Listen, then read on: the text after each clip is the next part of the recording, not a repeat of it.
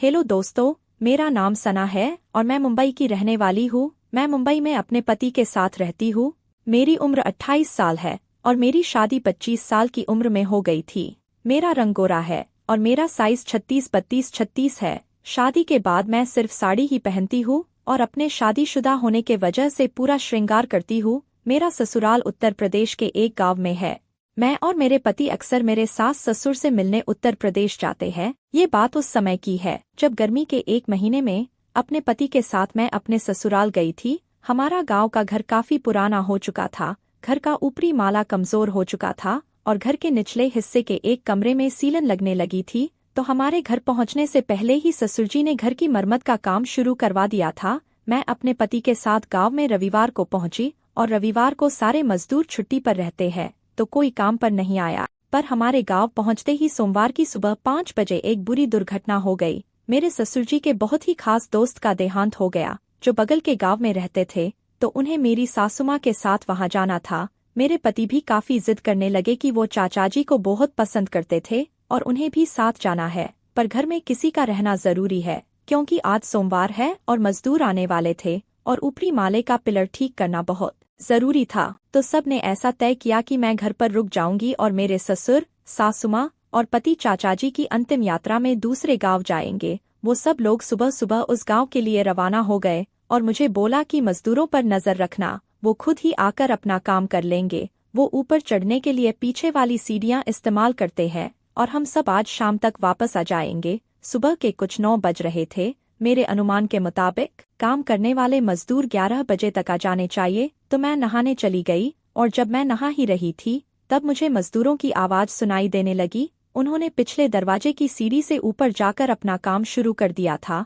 घर का bathroom main कमरों से अलग था जैसे कि पुराने घरों में होता है, पर मैं अपनी साड़ी लाना भूल गई थी। सिर्फ पेटीकोट और ब्लाउज ही लेकर आई थी। मैंने सोचा था कि मैं घर में अकेली ही हूँ तो अंदर जाकर चेंज कर लूंगी, पर अब तो मजदूर भी आ गए। फिर मैंने पेटीकोट पहना, ब्लाउज पहना और टॉवेल से अपना बदन थोड़ा ढका और मैं बाथरूम से निकलकर कमरे की तरफ जाने लगी। ऊपर के माले से बाथरूम तक का रास्ता साफ दिखाई देता है और उस वक्त मेरा बदन गीला था। पेटीकोट और ब्लाउज में मेरा साइज पूरी तरह दिखाई दे रहा था। मैंने ऊपर की तरफ नजर फिराई तो देखा कि 5 मजदूर मुझे अलग ही नजर से घूर रहे हैं। वो लोग मुझे देखकर अपने होठों पर जीभ फिराते हुए मुस्कुरा रहे थे। मैं जल्दी से अंदर चली गई और दरवाजा बंद कर लिया।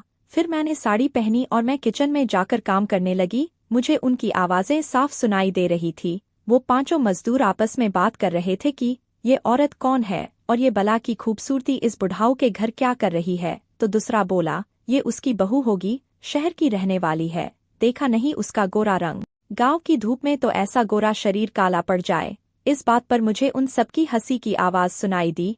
फिर एक मजदूर बोला, लगता है आज घर पर कोई नहीं है, सिर्फ बहुरानी है, देखी नहीं क्या उसकी मटकती चाल। तो दूसरा बोला, धीरे बोल, उसे ये सब सुनाई दे रहा होगा। मैं ये बात सुनकर घबरा गई, पर मेरे शरीर में एक हल्का सा करंट जाग उठा। मैंने सोचा कि ये सब मजदूर ऐसे ही होते हैं, कोई तमीज नहीं, तरीका नहीं, इनकी बातों पर ध्यान क्या ही देना। फिर मुझे कुछ ज्यादा आवाज नहीं आई, सब अपने अपने काम में लग गए। दोपहर के समय मैंने देखा कि सब मजदूर कहीं चले गए और फिर कुछ समय बाद वापस आए। तो मैंने उनसे पूछा, आप लोग कहाँ गए थे? उन्होंने जवाब दिया कि वो लोग खाना खाने गए थे, अभी फिर काम शुरू करेंगे। उन सभी के चेहरे पर एक हल्की मुस्कान थी, जैसे ये लोग आपस में ही कुछ बात करके आ रहे हो। फिर कुछ आधे घंटे बाद एक मजदूर मुझसे पानी मांगने आया। मैं उसे पानी देने के लिए किचन में चली गई। वो कब मेरे पीछे पीछे किचन तक आ गया मुझे पता ही नहीं चला। मैं जैसे ही पानी देने के लिए पीछे मुड़ी तो उसे अपने सामने पाकर डर गई। इतने में उसने मुझे दबोच लिया और मेरा मुंह बंद कर दिया और वो मुझे खींचकर मेरे ही कमरे में ले गया। वहां बाकी के 4 मजदूर पहले से ही मौजूद थे।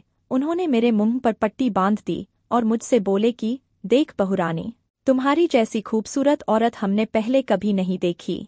हम गांव में पता लगाकर आए हैं, तेरे घर वाले शाम तक वापस नहीं आने वाले, तब तक तू हमारी अमानत है। ये बोलते ही उन्होंने मुझे मेरे ही बिस्तर पर लिटा दिया और एक मजदूर ने मेरे दोनों हाथ कस के पकड़ लिए। मजदूर होने के वजह से उन सभी की मसल्स दिखाई दे रही थी, पर धूप में काम कर करके सारे के सारे काले पड़ गए थे।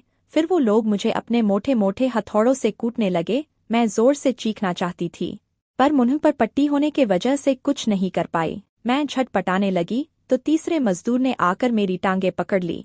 फिर किसी तरह ये सब मेरे लिए रोमांचक बनता जा रहा था। 3 घंटे तक सब मजदूरों ने एक एक करके मुझे बड़ी बेहरामी से कूटा। उन लोगों के हथौड़ों की चोट खा खाकर मैं बेहोश हो गई। फिर वो लोग मुझे उसी हालत में छोड़कर चले गए। जब मुझे होश आया तो मैंने अपने मुंह से पट्टी खोली, लेकिन मेरे पति मुझे कभी इस तरह की खुशी नहीं दे पाए। मुझे बस इस बात का डर था कि कहीं ऐसी कुटाई की मुझे लत न लग जाए। सब मजदूर मुझे घर में छोड़कर अपने अपने घर चले गए। शाम को जब मेरे परिवार वाले वापस आए तो मैंने उन्हें कुछ नहीं बताया। अगले दिन वो मजदूर फिर आए और जैसे ही मेरी और उनकी नज़र मिली तो मैं शर्मा गई। फिर दोपहर को जब मेरे ससुरजी और पति किसी काम से बाहर गए तो मैं पानी देने के बहाने उन सभी से मिलने ऊपरी माले पर चली गई, जहां मैं उन सब से फिर कुटी।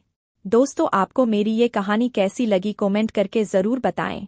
वीडियो पसंद आई हो तो वीडियो को लाइक और शेयर करें, और अगर हमारे चैनल पर पहली बार आए हो तो चैनल को सब्सक्राइब ज़रूर करें।